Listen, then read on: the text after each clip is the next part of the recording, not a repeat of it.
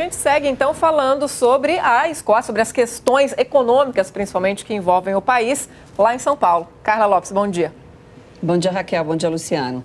Bom, ao escolher ficar com o Reino Unido, os escoceses evitaram muitos desafios para a economia do país, toda a administração das contas públicas, da arrecadação de impostos, do controle da inflação, que é centralizada pela Inglaterra. Se o sim tivesse vencido, a Escócia teria que praticamente criar uma política econômica própria. E para falar mais desse assunto, está aqui no estúdio a comentarista de economia Thaís Herédia. Thaís, um dos pontos que se falou muito foi a questão da moeda.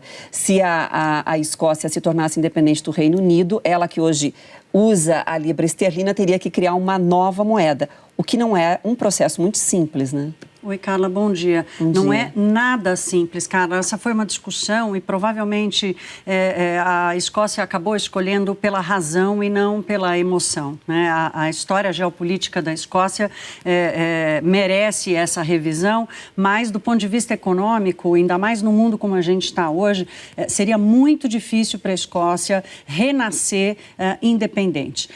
Claro que ela é um país rico, enfim, ela tem ali petróleo, exploração de petróleo, tem alguns setores que são fortes, mas sem uma moeda que seja forte, que seja reconhecida internacionalmente e que tenha credibilidade, ia ser muito difícil. Ela tinha duas opções, ou continuar com a libra esterlina, que a Inglaterra já tinha negado, já disse, olha, se vocês ficarem independentes, vocês não vão poder usar a libra esterlina, ou tentar entrar para o euro, para a zona do euro.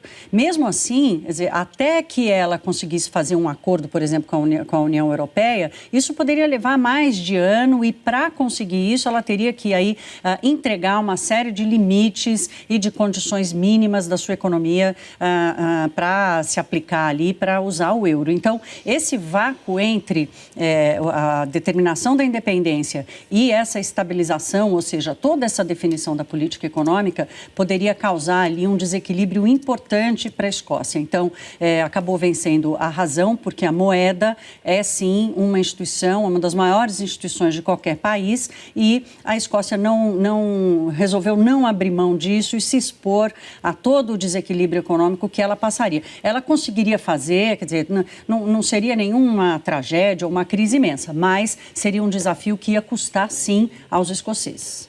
Agora, Thaís, esse episódio da Escócia deixou uma lição também sobre a importância de uma política econômica forte, eficiente, porque não adianta nada ser rico, estar sentado aí no baú de petróleo para ter estabilidade, né? Oi, meninos, bom dia. Luciana, é exatamente isso, né? Ser rico e não ter Estado, ser rico e não ter moeda. São duas coisas que no mundo de hoje não coexistem, né?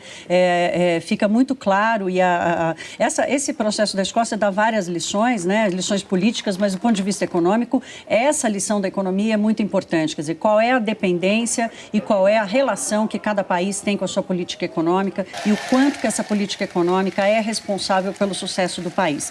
A gente aqui no Brasil está tendo essa discussão aí sobre a condução da nossa política econômica, a relação com a inflação, dizer, o poder da nossa moeda. É uma discussão que é do Estado, não é só de uma comunidade, de um governo ou de um partido. Então, a Escócia mostra isso, que não adianta ser rica, ela tem 90% das reservas de petróleo que abastece o Reino Unido, mas como é que ela iria se colocar diante do mundo sem uma estrutura econômico-financeira? Tem a questão dos bancos, o sistema financeiro, quer dizer, você precisa ter banco central, eles não tinham banco central. Você precisa ter uma política fiscal, ou seja, como é que eu vou controlar os meus gastos públicos? Como é que eu vou arrecadar impostos? Como é que eu vou distribuir os benefícios? A Escócia é um país que tem um PIB per capita muito alto, acima da Inglaterra até, mas é um país que já envelheceu. Então, ali do Reino Unido, quem consome a maior parte dos benefícios a aposentados e essa retribuição do Estado é a Escócia. Então, do ponto de vista da produtividade, do custo do Estado, também seria importante ou seria ali mais um ponto de desentendimento ou de desequilíbrio da Escócia com relação ao mundo.